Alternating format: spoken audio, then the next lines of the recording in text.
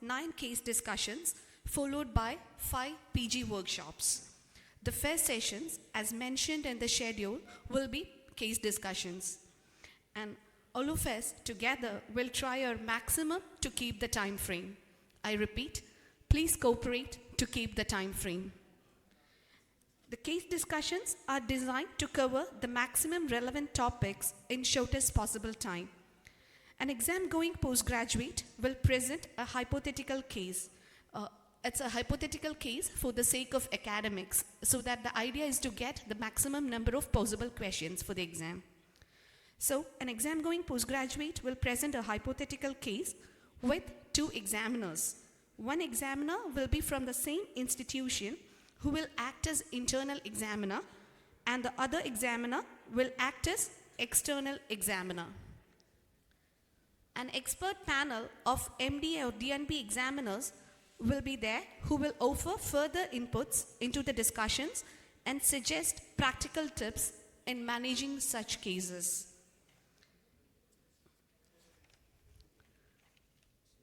The time frame will be 40 minutes for the case presentation and discussion together, and 10 minutes for the panel opinion.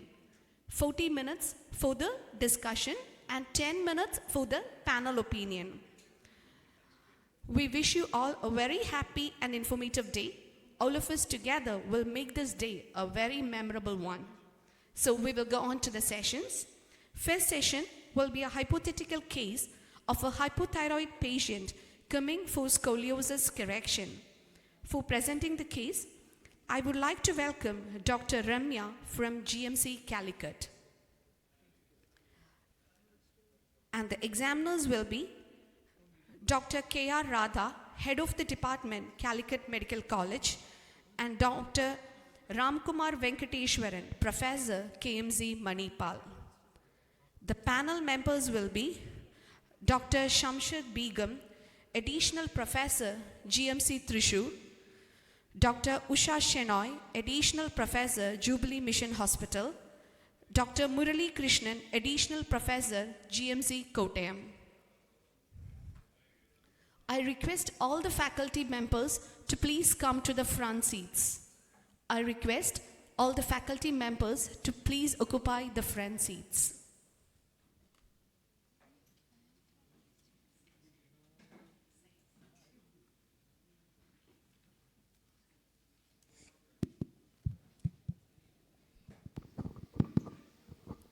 The preliminary round for the PG quiz will be held in the same hall at 3:30 p.m. The preliminary round for the PG quiz will be held in the same hall at 3:30 p.m.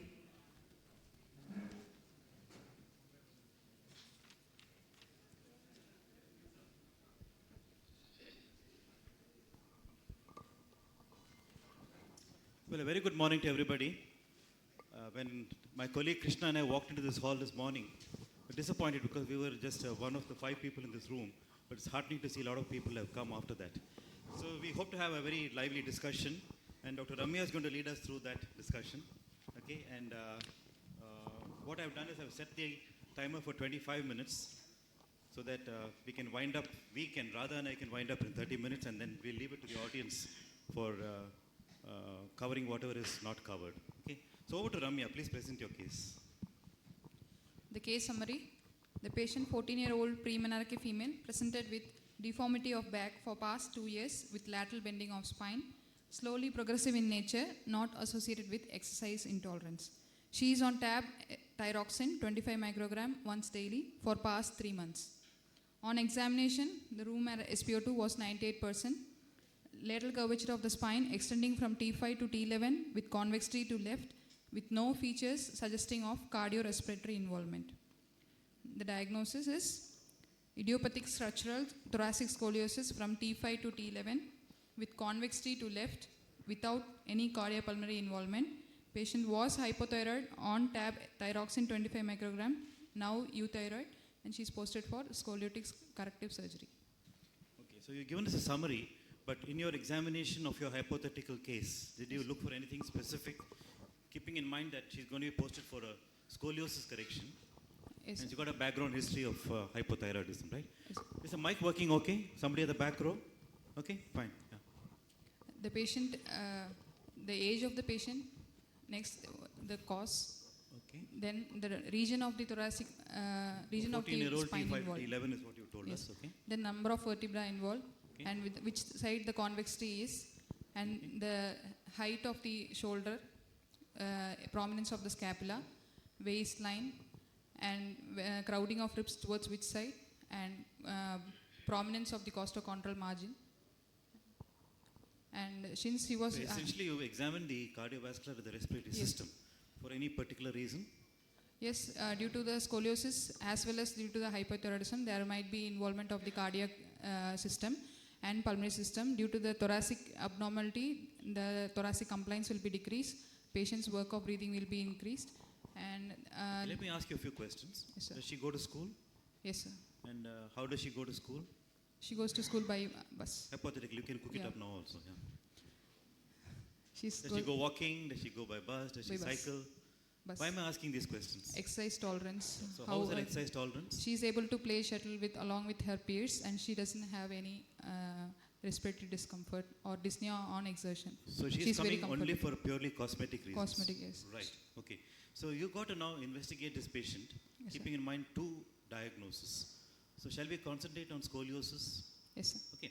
So tell us what investigation you'd like to do before you take up this patient for scoliosis correction. For this patient, I will start ask for complete blood count. Hemoglobin 13 gram per cent. Please write it down as we Yes. go along. Okay. Or do you have some values? You don't have any values, so I shall give you that Yes. as we go along. Okay. Hemoglobin 13 gram per cent. Yes, sir. Then Then platelet. platelet is normal. Hematocrit. 2.5 lakhs. Okay. Hematocrit is 40%. Total count. Total count, differential count are normal. No Yes. infection. And then coagulation profile, PTNR Again and normal. APTT. Normal. Blood grouping and typing. Grouping O positive. Then I'll ask for RFT, serum electrolytes, and thyroid function tests. Okay. So Then renal function tests are normal. Thyroid function, because she's on medications, we'll say that her T3, T4 are normal. yes, sir. They come in the normal range. But the TSH is still a little low. Yes, sir. Okay.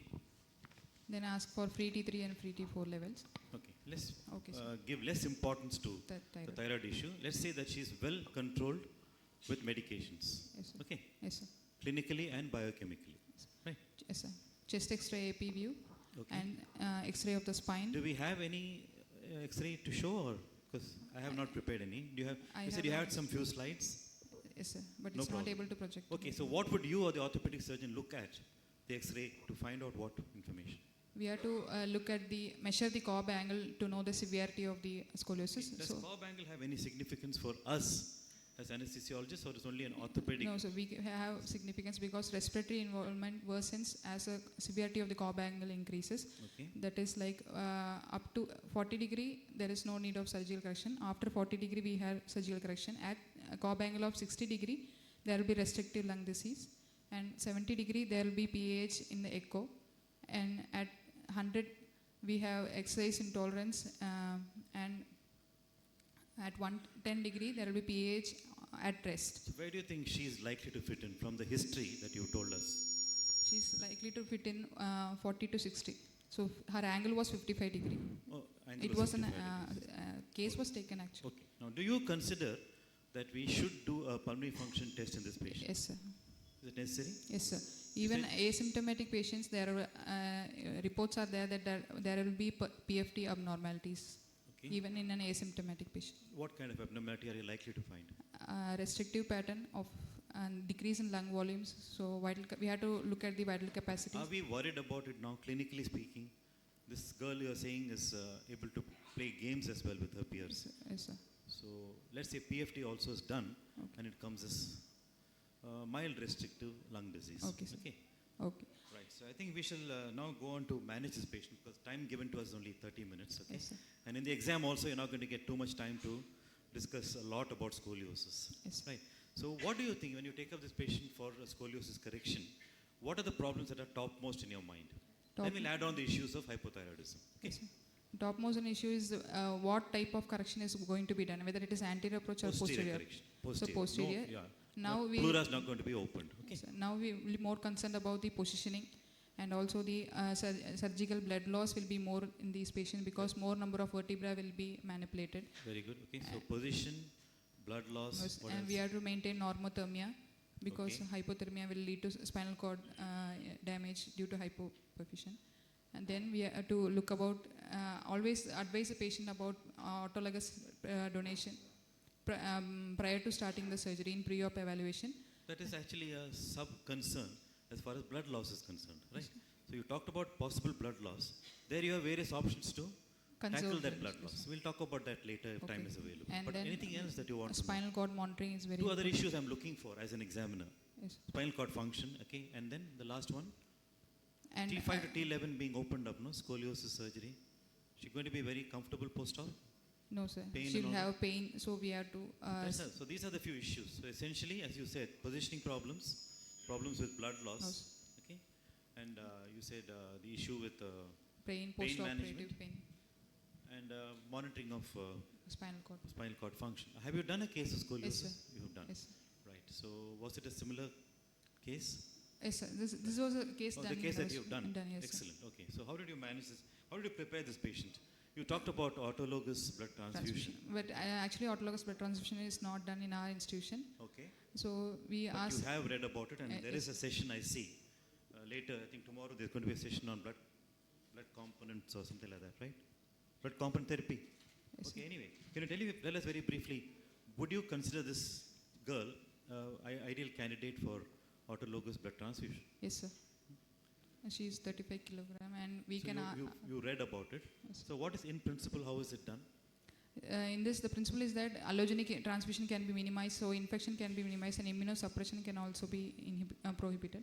So this patient, we have to start on erythropoietin 400 units per kg 4 weeks prior to the surgery plan, and then each time of donation, she can give about 10 ml per kg of about. She's 35 kilograms, so 350 ml of blood can be collected every 3 to 7 days, and the hemoglobin, starting hemoglobin should be 11 gram% before autologous donation, and the I gave a value of 13 grams. yes, so she's very well. Okay. And the transfusion, autologous donation should be stopped 3 days prior to the surgery, and we can use this introp. What are the other options? Okay, other than It's this, acute. how else do you tackle blood loss? What can the surgeon do? What can you do? We have to be sure that the positioning is proper, so that Very the good. abdomen is free, because increased Right. abdominal pressure will increase Yeah, keep bleeding. going, yeah. Then the patient, we have to maintain normal tension, and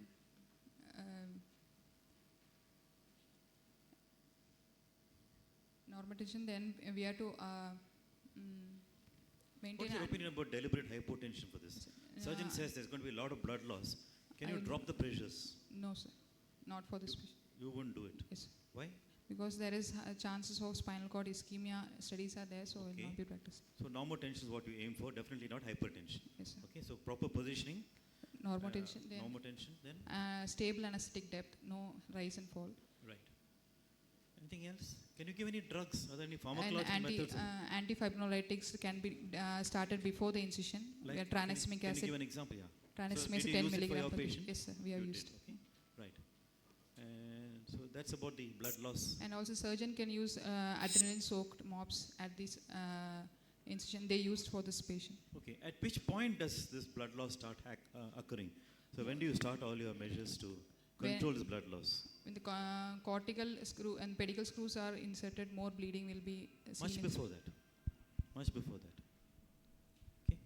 in To insert the cortical screws, they must have done the exposure. exposure completely. and retraction of the muscles and Right. Okay. So the blood loss occurs from the time they do the retraction. retraction of the paraspinal muscles. So you have to watch out for it at that point of time. Yes, sir. Okay. So tranexamic acid must be started pretty Before the early, incision. Before the incision itself. Okay. So one problem that you enumerated, we seem to have tackled that. So you're either going to use an autologous blood transfusion.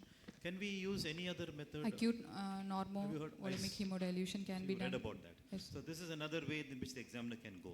They may concentrate only on the issues related to Blood therapy. therapy. Okay, so we'll wind up with that. Now you said the second issue that you want to keep in mind is the Spinal cord monitor. the spinal cord monitoring. Yes, sir. Before that, can you tell us what monitors you would like to have other than special monitoring?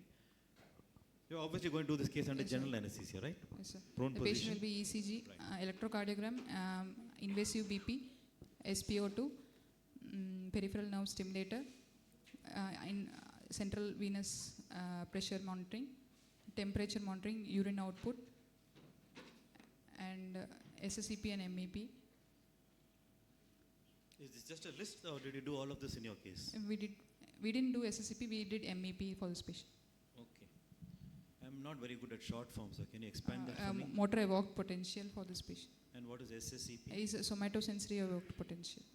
So you relied more on the motor evoked potential than the somatosensory evoked potential. Yes. We'll come to that Yes. later if there is time. Okay. So what is your anesthetic induction sequence? So you've done all this monitoring, you Yes, planned. sir. Then anesthetic induction sequence is general anesthesia with controlled ventilation. So I will pre-medicate the patient, then attach them, pre-medicate with anti-sialagogues, injection glycopyrrolate 0.2 milligram, and injection ondansetron 4 milligram. Give benzodiazepine injection midazolam 1 milligram. So you give ondansetron right at the start of surgery. Yes, sir.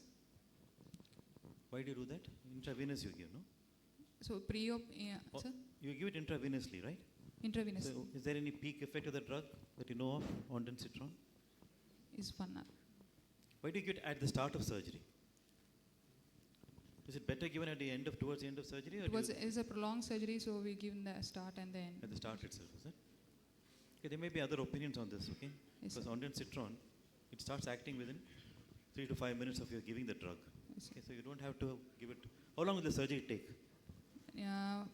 This surgery took nearly 3 hours. 3 hours. So your peak effect may be worn off Yes, sir. if you give it early on. So consider giving it towards the At the end. end, yes. Okay, right. What is the other drugs that you would use? Benzodiazepine midazolam 1 milligram, then fentanyl 2 mics per kg for this patient, 70 microgram. And then I will start with propofol induction with injection 2 milligram per kg, and I'll give attain muscle relaxation with atracurium, Your choice of endotracheal tube, and is flexometallic tube size 7 for this patient. 14-year-old, huh? Yes, sir. 35 kilos. I 35. have not seen the patient, so Yes. maybe it's okay. Ma'am, you would like to ask anything at this point? So continue regarding the induction process. Then after giving atracurium and intubating the patient, I check for air entry and start on propofol infusion, fentanyl infusion. Why will you use atracurium rather than short-acting agents?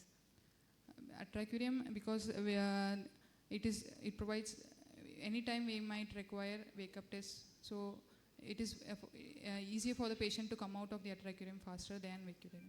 So even with your MEP monitoring, you're ready for wake-up test. Why?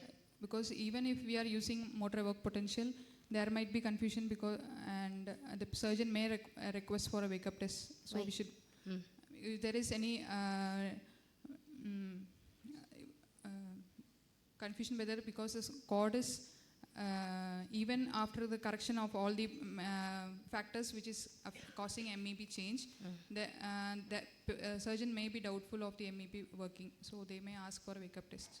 Will you explain this test to pre-operative to Yes, in patient? the What will preoperative you do? taking consent, we have to consult the patient Mm. that a wake-up test will be confirmed, may be done. Patient will not experience any pain or recall of the event, and post doing the surgery, the patient will be maintained with anesthetic depth. Okay. From your Then- discussion, I get the feeling that you're saying that the motor evoked potential is not as sensitive as the wake-up test. It Because is if some sensitive. confusion is there, you will use a wake-up test, you said. If the I surgeon didn't is, understand that statement. yes, sometimes surgeon will request wake-up tests, even if Is it because you're doubting the equipment, or you're doubting the interpretation of the No, sir. result? Sometimes the Interpretation. MEP will not work during that time. Some problem with the machine, etc. Oh, So they will mach- ask for wake-up machine-related test. So we shall every time we will ready for the wake-up test. So did you have to do in this no, patient a sir, wake-up test? we relied totally on motor evoked Okay, potential. now this motor evoked potential, and you said we used motor evoked versus a somatosensory evoked potential. Yes, sir. Does it test one and the same thing?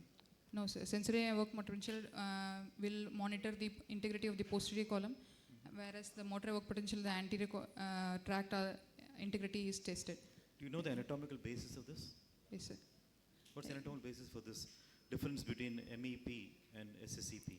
In MEP, motor stimulus to the peripheral nerve is tested on the my question. No, what's the anatomical basis? In other words, okay, tell me what you're going to say. We have to see that the response is transmitted from the peripheral to the central, and the tract is not obliterated in the between. So we are seeing the intactness of the tract. So if there is any ischemia or hypoperfusion or any injury to the artery perfusing these tracts, there might be alterations in the MEP, that is decrease in amplitude or increase in the latency period. Are you happy as an examiner? No. Madam is also not happy. Okay, so the answer is the different areas of supply, blood supply to the spinal cord. Okay. Antispinal artery. And Antispinal artery provides supply to the motor area, and two posterior spinal artery provides area to the posterior column.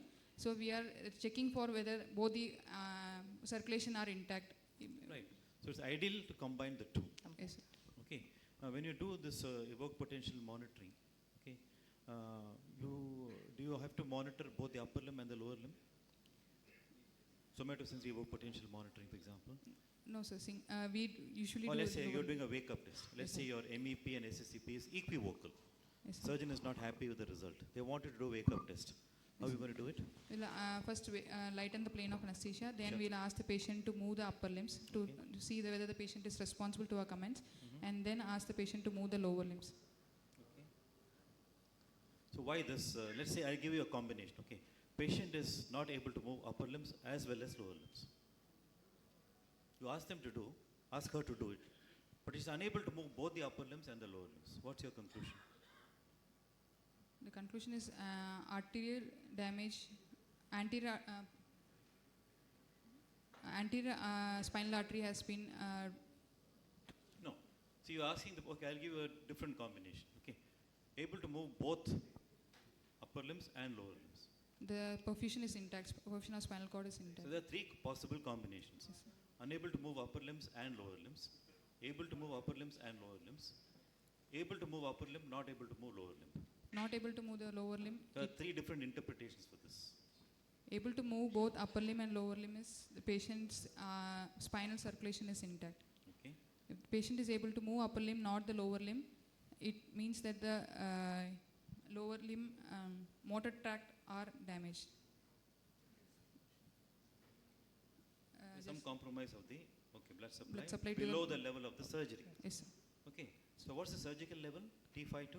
T11. Okay. What's the nerve supply of the upper limb? Brachial plexus? Regular C5 to T1. Right. C6 So to you're checking two different levels of the T1. spinal Spinal cord. cord. Yes, Okay. sir. Now come to the last combination. Both upper limbs and lower limbs not moving. What's Yeah. your conclusion? Both the tracts are damaged. The spinal. Your patient not woken up yet. That's all. Yes, sir. Okay. Not understanding your commands. So the ability to move the upper limbs is to ensure that patient is awake Awake. and following commands. That's all. Yes, sir. That's not going to get involved with the surgical cause. So lower limb movement or absence of movement that will tell you whether the problem is there with the at the spinal cord level or not. Did you understand that? Yes, sir. Yes, sir. Otherwise, I'll explain to you over lunch. Yes, Okay. We don't have time now. Huh? Right. So what is the other major issue? Pain management, right? Yes, sir. What are you going to do for that? For pain management, a multimodal approach, injection, You were given fentanyl 2 microgram 2 per kg microgram initially, then paracetamol, okay. ketamine infusion, post-op. Now all that you are saying, I believe you'll be doing. Okay. Yes, sir, we have done this. Right, you have done this. Yes. Okay. Ketamine infusion, Ketamine infusion after at giving what rate? 0.25 milligram per kg bolus, then we have started infusion of 22 microgram per kg per minute. Okay. And local infiltration of And the this is surgical during the intraoperative period, is it? No, it's a post-operative. Post-op. Intraoperative fentanyl infusion was maintained. So fentanyl bolus plus fentanyl infusion, Infusion and paracetamol. paracetamol. Okay. Will that do for this such a major surgery where they are going to strip the muscles from the spine, the vertebral column? You've seen this case, right? Yes, sir. So is that all you gave for this patient? Yes, sir. And then you gave TIVA. Yes, sir. Infusion of propofol, Propofol, and infusion of muscle relaxant. Relaxant. And infusion of Infusion of fentanyl. fentanyl. Why do you choose total intravenous anesthesia over inhalation agent? Because So we what are- was your the gas composition that you were giving? Oxygen, nitrous, 30% oxygen and 70% nitrous, and we Nitrous gave oxide. Okay. nitrous oxide. And And no we- volatile agent. No inhalation agent. Okay. Because since we are monitoring spinal cord, the motor evoked potential will be affected by the inhalation anesthetic if MAC is kept more than 1, and this patient will require high MAC. So we are starting with infusion of propofol. Okay. So any other analgesia is required? Epidural can be done, but this is Not posterior. intraoperatively, no? I suppose not intraoperative. So what's your post-op pain management program? What do you plan to do for post-op pain management? After the surgery is over, local infiltration of the wound site with a local anesthetic and intravenous ketamine infusion, paracetamol and tramadol SOS was given. Okay. So there's no question of using morphine at all in this patient? We didn't use You think this. morphine is you didn't use, but can we use? We Is can it use multimodal, no? intrathecal morphine can be So you used. should always have an option A and option B. Yes, Okay. So But the examiners since may there have a different view. respiratory what you have. depression, chances of respiratory depression are there in this patient, so using of morphine was thought of. But intrathecal morphine can be instilled before the closure. By the Intrathecal surgeon. morphine. Do your surgeons use a drain also? Sir? Do they use a drain post-operatively? Yes, sir. Will all that morphine come Yes, out? it will come out. So no point instilling something for our mental satisfaction, no? Yes. You must do something that will help the patient. Okay. Yes. Is there any other method that you know of? Where you Paravertebral blocks and intercostal Paravertebral blocks. okay, can be Intercostal block. given. Yeah, again, it's all in the It is all. surgical site, right? Anything else theoretically speaking? Like you said, epidural. Yes. Okay. Epidural at 2 levels, at the upper level and the No. lower. You can you give epidural infusion of drugs, okay, local anesthetics with the drain clamped? Have you heard of elastomeric pumps? Yes, sir. What's an elastomeric pump? It will transfuse at a fixed rate per hour, and So again, this becomes a clash between the surgeon and the anesthetist. Okay, if the surgeon is willing, then you can go ahead for this epidural. technique. Okay, and placing an epidural catheter in the wound site, and then using elastomeric pumps. They do it in many centers, and some of you may be there from Tamil Nadu, Coimbatore, Ganga Hospital. Anybody? Okay, anybody worked or heard of Ganga Hospital in Coimbatore? This is what they do there. Okay, this is what they do there. So it's an accepted technique, and they do a lot of spine surgeries there. Okay, right. What are the other issues we thought of? We have sidelined hypothyroidism. Can you tell me in just 2 minutes, what are the issues with hypothyroidism? Hypothyroidism we'll will stop, delayed okay? awakening in this patient, Delayed awakening, okay? and metabolism of the drugs will be prolonged. So why have the organizers combined these two for us? Hypothyroidism. Did your patient have hypothyroidism? No, sir. Okay, they added on this problem for us, no? So the only issues are delayed awakening, you see. Delayed. So you got to titrate that, no? So Yes, sir. titrate the drugs. So here is a situation where you got to titrate the drugs to a desired effects. So what monitors are available for that? Where you can titrate your depth of anesthesia. BIS monitoring can be used, and Do you have it, or you Yes. read about? You have it. we didn't use for this patient, but we have BIS You monitoring. have it available. Yes. Okay. So that is one option. BIS monitoring Keeping and a peripheral nerves. adequate level of anesthesia so that you can ensure patient awakening also. Right. So hypothyroid patients are more sensitive to all sedatives. And one more issue I think which many people would have thought of is, I think you mentioned it also, temperature regulation. Temperature regulation. So Yes. what's your plan for that? We have to maintain normothermia, so How? What do you by do? using warm blankets, warm fluids, and warm humidified gases, and warm surgical solutions for painting. Okay. So I think that becomes an acute issue here, okay? Yes. Hypothyroid patients are also more prone for for hypothermia. hypothermia. So it becomes a double-edged sword here. So I thought that is, other than delayed awakening, more sensitivity to sedative agents. So Yes, sir. you have to Metabolism. have some monitor to ensure that you're not having temperature a monitoring. patient who's aware. Okay, at the same time you have to give adequate depth of anesthesia for a very stressful surgery, right? And the last thing was hypothermia. Right, so these are some of the things that I had written down. 25 minutes are over on my watch. Okay, so we can. One wind more up, Doctor, question. with What are Dr. the Radha's post-op comments. complications anticipated? In this post-op complication, patient post-op neurological damage can occur, pneumothorax, hemothorax, pleural effusion. Patient will might have edema ileus and a syndrome of inadequate antidiuretic hormone secretion. And patient will might have respiratory depression, post-operative pain. So will you extubate the patient on table? Yes, for this, since the patient does not have any respiratory complication and this is an idiopathic variety, not a severe neuromuscular disease, I will extubate this patient on table. Okay.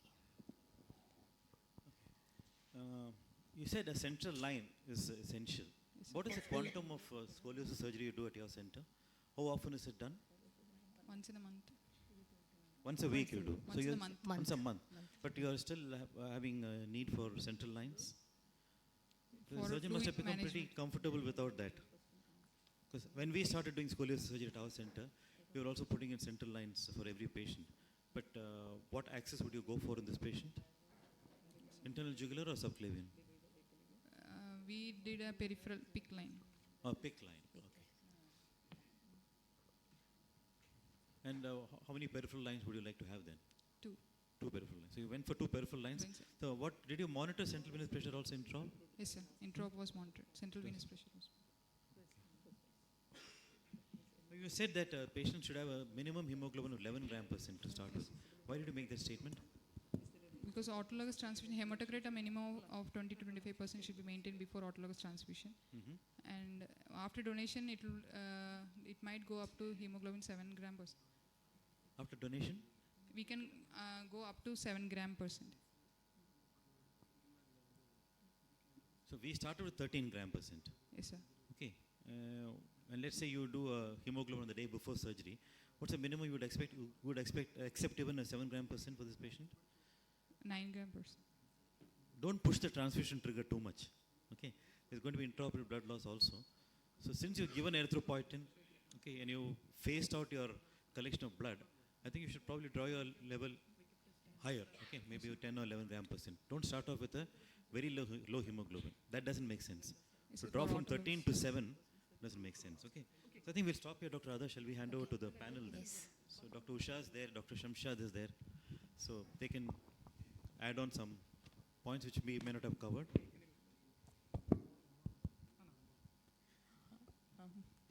So I will ask one question. Sir almost covered almost all the topics, all the questions, all the areas. So this is a case of hypothyroidism coming for scoliosis surgery. So you said about the wake-up test in detail. So what is the feasibility of wake-up test in a hypothyroid patient? So what are the preparations that you have to, or what are the instructions that you give earlier to the team? We will explain what the wake-up test is to the patient pre-op during the taking consent, and also we'll be informing about there will be no pain and no recall. We will do BIS monitoring for this patient, and after attaining a level of 40 to 50, we can start doing wake-up test for this patient. And we will maintain a stable anesthetic depth so that a rapid awakening can be possible. And we are also using a short-acting muscle relaxants. Okay. So the main problem is usually for all patients that we expect in a hypothyroid patient a delayed awakening, isn't it? So in between, if you try to do the awake test, most probably the patient won't be able to do it. So the possibilities of all sir explained will become a problem for it. So otherwise, we can avoid going in for a wake-up test. Yes. And the other option is we have to make the patient euthyroid before we accept the patient for surgery. So what are the possibilities of post-operative ventilation in a patient with scoliosis as well as hypothyroid? The patient in whom there is a vital capacity of less than 40% predicted value, and scoliosis associated with neuromuscular disease, and the patient who had prior neurological damage prior to surgery, and there was extensive blood loss intraoperative at more than 30 ml per kg, and if there is any cardiopulmonary involvement like right ventricular failure and congenital heart lesions in this patient, we can go in for post-operative ventilation. and it will become a problem in a hypothyroid patient. Hypothyroid patient. Because in the postoperative period, you have to give the analgesics as well as the sedatives also for the patient, so that can potentiate the sedative effect in the postoperative period and all. So to conclude, I will give it. So, any other Before questions, Dr. sir? Usha starts, Sir. may I invite Dr. Maheshwari to come forward? Dr. Maheshwari is a consultant working at Ganga Hospital, Coimbatore. She's there in the audience, and we'd like your input, please, if you're... Could I ask Dr. Maheshwari Kumar to please come forward? And after Usha, Dr. Maheshwari can tell us about what you do at Ganga Hospital. Thank you. Usha. Dr. Amya, you've been doing very well, a promising future. You keep a cool head in a high-stress situation. So to just conclude, can I just know what are your recommendations? Like, when do we repeat a thyroid function test in a patient who has stable thyroid function? For elective surgery, is it mandatory to repeat thyroid function tests? Yes, we have to check every 3 months, and we should make sure that the euthyroidism is attained before, since it's an elective surgery. Suppose the patient is stable, let's forget about the scoliosis. Suppose this patient is coming for an incidental surgery, has been stable on these thyroid medications for the past 2-3 years. Is it mandatory to repeat the test pre-op if she's had it 3 months before? Yes, we have to repeat prior to surgery. And which one would you recommend as the best screening test? Free T4 level and TSH. And TSH. Why do we opt for T4? Why not T3? T3 is the one which is Because business T3 has end. a short circulating time, and free T4 there is also peripheral conversion also there, and half-life is nearly 10 days for this patient for free T4. And the tests are easily available? Easily available Okay, tests. and there are many other non-thyroid causes of low T3. Sick euthyroids. T3 can be normal even in hypothyroid. Hypothyroidism. So Dr. Ashish has asked me to just list out some questions which are commonly asked, not necessarily wait for your answer. So the most common questions asked we'll focus on hypothyroidism, like what are the common intraoperative problems you'll anticipate as an anesthetist in these patients? Intraoperative, there can be hypotension and metabolism of the drugs are delayed, so we cannot anticipate the effect of the drug to wean off faster. So that will be leading to delayed awakening in this patient. And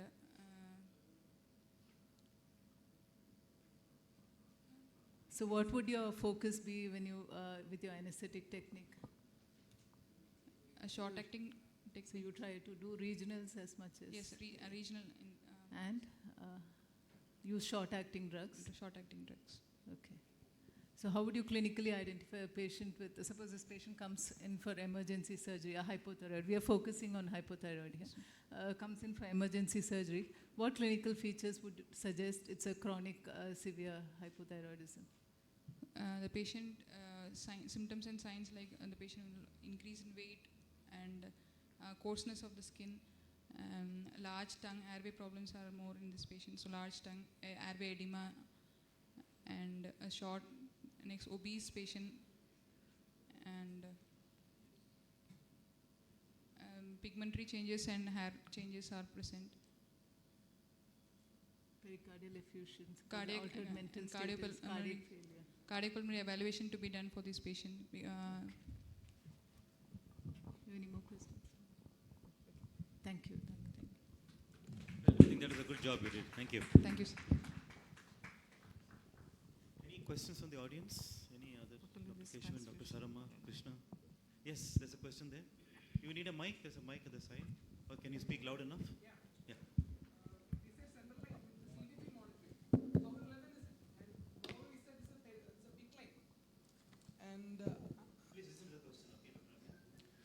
And the relevance of a CVP pressure monitoring is being debated overall. It's a controversial thing. And now we were speaking about a peripherally inserted central line and monitoring CVP through that.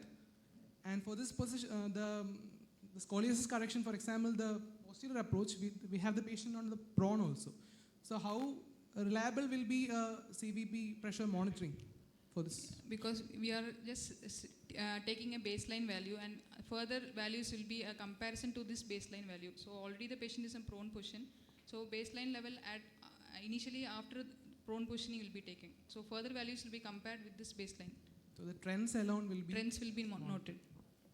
So can we go by that? Sir, what is your opinion about that? Yeah, as I said, okay, the more and more centers are giving up the use of a central line. Trending is useful, and as far as a PIC line is concerned, it's a very long line going in from the basilic area, right? So it's not going to be very useful to administer large volumes of fluid. It may function well as a central monitor. You can get pressure readings from there, but I think depending on the experience of the team, the surgeon and the anesthetist team, I don't think a central line is mandatory. Would it be better to go by the, we'll put an arterial line and just monitor the Arterial line I CV think and is necessary. Yeah. Okay, 2 good peripheral IV lines is acceptable to do this procedure. If at all you want to put a central line, I think a shorter central line, okay, Yes, sir. 10 to 12 centimeter, 10 to 13 centimeters. For a child, maybe you'll use a 10 centimeter long IJV or a subclavian. Okay, depending on, which is 35 kilos. 35 Right, so you could even use an adult size central line. But I would go more for access through the IJV or through the subclavian rather than a peripherally inserted central line. It's not going to help me much for administration of fluids. As a trending, it will be useful. So by looking the trend, we can monitor the fluid volume also, sir. Definitely, yes. That is why we are putting it. Not only the IJV subclavian is very torturous to the patient, only the patient is in posterior, prone posterior also. There may be chances of kinking of the IJV or subclavian, etc. So the PICU is only for looking for the trend and also to monitor the hemodynamic status of the patient. So we have to adjust the fluid according to this CVP value. Okay. Thank you, sir. You may have extra questions. We definitely agree with that. You have got a mobile number here. Any questions you can WhatsApp to us. We will get the answer either through WhatsApp or we will, if you have time, we will discuss it at the end. We'll strictly keep the time. Sorry for that. Okay. Any questions on this topic or whatever topic being discussed, you can please WhatsApp to this number. It's an ISA mobile number. We'll get you the answers through WhatsApp itself. Or if it's so relevant, we'll discuss at the end. Thank you.